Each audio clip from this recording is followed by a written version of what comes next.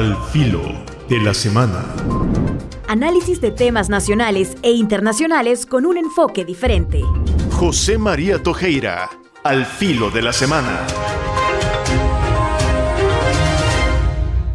De nuevo estamos aquí en Al filo de la semana, acompañándoles a ustedes y en este momento acompañando el dolor de todo buen salvadoreño y buena salvadoreña que lamenta el asesinato de una niña de 7 años. Agredir a una mujer, sea una agresión física, sexual, cualquier tipo de agresión, es un acto de cobardía, es un acto estúpido y un acto animal, es un delito y un delito grave, pero llegar a estos colmos de agredir niños, ¿verdad?, de abusar de niños, de maltratar niños, es realmente un signo de poca humanidad, poca hombría, si es un hombre, poca capacidad de reflexión.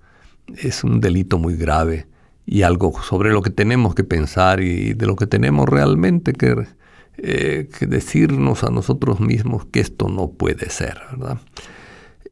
Siempre en el tema del niño hay que extender nuestro pensamiento a todos los niños. Hay 1,082 niños o han estado en cárceles, las mamás todavía sin juzgar.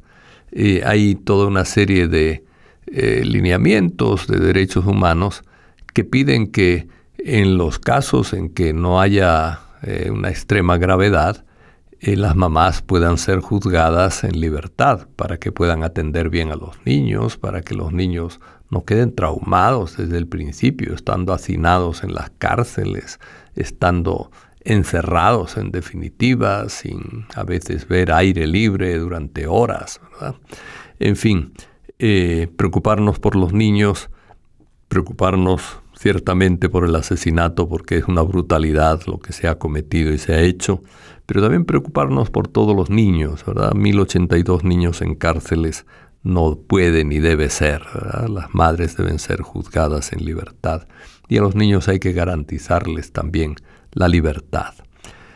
Cierto número de mujeres delincuentes no plantean un riesgo para la sociedad y su encarcelamiento puede dificultar su reinserción social. Ojalá reflexionemos dentro de este estado que a veces piensa que el castigo es lo mejor. Ojalá reflexionemos y pensemos en los niños, en las necesidades de los niños, ni las madres, algunas de ellas madres solteras, o simplemente madres, esposas o pareja de algunos delincuentes que precisamente por eso están siendo juzgadas, a veces por encubrimiento, a veces por suponer que, dado que tenían una relación marital, pues también tenían una relación delincuencial, a veces por puras suposiciones. Es decir, juzgar en libertad es sumamente importante. Bien, son las reglas de Bangkok que están establecidas a nivel internacional, basadas en derechos humanos para proteger a los niños y a las mujeres madres de niños pequeños y que deberíamos asumir y realizar, practicar aquí en El Salvador. También en la semana ha habido un impacto fuerte internacional, la guerra de Hamás e Israel, es decir, en la Franja de Gaza, controlada por el grupo político militar de Hamás, e Israel ha sido un insulto a la humanidad, ¿verdad? Es decir, el martes pasado, casi al inicio de la guerra, 900 israelites habían muerto y al menos 2.616 habían sido heridos. En la Franja de Gaza, 687 palestinos habían muerto y otros 3.800 han resultado heridos. Eso el martes. Y la guerra ha seguido con crudeza, ¿verdad? 200.000 personas en Gaza han tenido que abandonar sus casas por los bombardeos, es un número muy grande. Israel, por otro lado, ha creado un cerco cortando agua, cortando suministros de agua, cortando electricidad.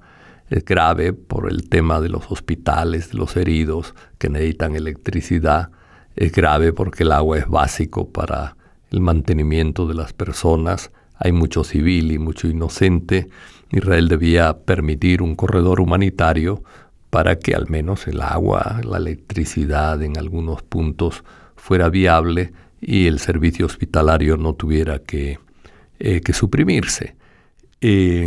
Hamas ha asesinado civiles, tiene civiles como rehenes.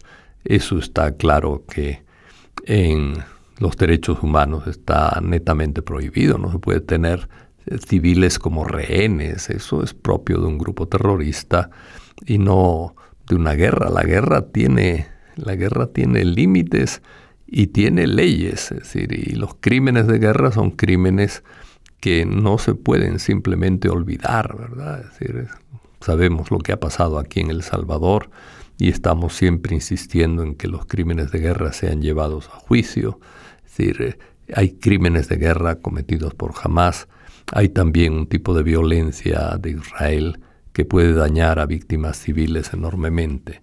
Ojalá reflexione la comunidad internacional y presione adecuadamente para que se busquen soluciones dialogadas, soluciones de paz, etcétera, ¿verdad?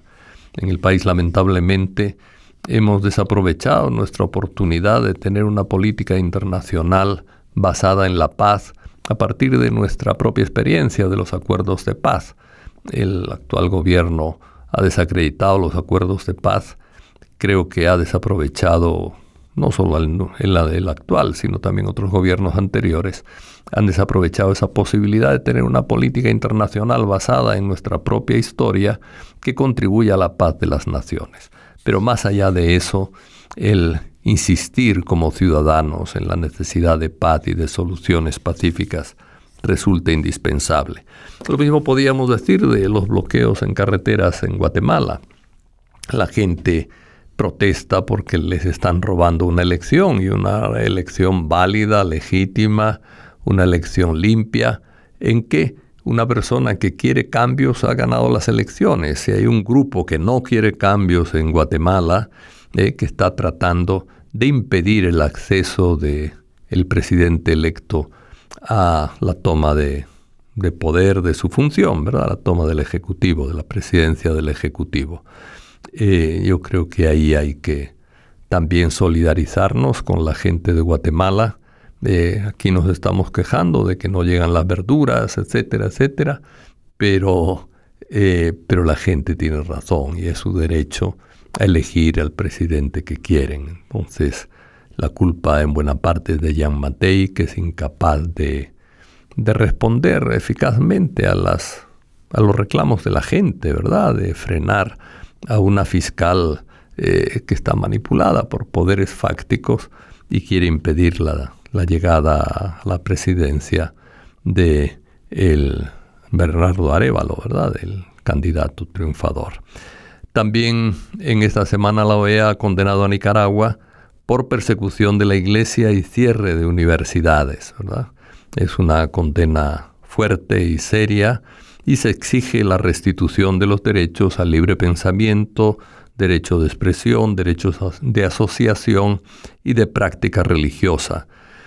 También aquí perdemos la oportunidad, es decir, Nicaragua es un país hermano, lo mismo que Guatemala, donde podíamos tener una palabra de paz, una palabra de respeto a las leyes, una palabra de defensa de derechos humanos, pero nuestro país se ha metido por un camino que nos impide tener una política internacional decente, diríamos, ¿verdad? Eso un poco sobre lo internacional. Ya volviendo al país, vemos que hay una mala relación con el gremio médico. Cualquier crítica de los médicos es reprimida. El servicio médico no es decente en el conjunto del país. Es curioso que se persiga a los médicos, o se reprima la crítica médica, y al mismo tiempo se reprima simultáneamente, sin que haya relación entre unos y otros, pero se reprime a los buceros, dos gremios que tenían la fuerza para parar el país, ¿verdad? Y que lo han parado en algunas ocasiones. Son gremios que son tratados mal. Cualquier símbolo de poder a veces despierta celotipias de los gobiernos, y parece que estos dos gremios también han despertado el afán de control total por parte de algunas autoridades. Hay también dentro de este estilo como una tendencia a poner castigos a los opositores, ¿verdad? Salió de nuevo el caso de Ramírez Landaverde, el que fue ministro de Justicia y Seguridad, acusado de actos arbitrarios y peculado en calidad de cómplice necesario. Son dos delitos que no son graves, que no deberían ameritar tanto tiempo de cárcel preventiva. Lleva casi 2 años de cárcel preventiva. Realmente deberían ser juzgados rápidamente, puesto que no son delitos graves, y debería ser juzgado en libertad, ¿verdad? Es decir, se ha aprobado por 19ª vez el régimen de excepción, se ha hecho propaganda de cerco en los barrios. Entonces, esto es también una muestra. Decimos que vivimos en el país más pacífico y al mismo tiempo hacemos estas exhibiciones militares y mantenemos una ley que ha movido a violaciones de derechos humanos. Yo creo que es importante cambiar esto también. Ojalá reflexionemos y nos convirtamos en un país que no solamente es promotor de paz en el mundo, sino también promotor de paz internamente, sin pensar que la paz nace del castigo o de la fuerza bruta. Y una última cosa, siempre yo creo que es bueno tocarla, y son aspectos a veces un poco cómicos de la vida normal, que se repiten y se han repetido con todos los partidos políticos. A veces, aunque se habla de conocimiento, sabiduría y moralidad notoria en los funcionarios altos, a veces la parte del conocimiento está floja, ¿verdad? Un diputado decía que Tazumal tiene 3.000 años de existencia antes de Cristo, ¿verdad? De manera que tendría ahora 4.000, 5.000 años de existencia. En realidad, Tazumal fue construido entre los años 200, entre el 200 y el 600 después de Cristo. Fue una construcción permanente, ¿verdad? Es decir, se empezó en el 200 y distintos grupos sociales fueron añadiendo edificios a la ciudad de Tazumal. De manera que entre el 200 y el 600 después de Cristo podemos decir que Tazumal tiene 1.800 años después de Cristo, no los 3.000 antes de Cristo más los 2.000 después de Cristo, que sumarían 5.000. Conocer un poquito más la historia del país sería bueno para los diputados y para todas las personas con funciones públicas. Y aquí nos despedimos con esta pequeña nota cómica final. Que tengan un buen fin de semana. Al filo de la semana.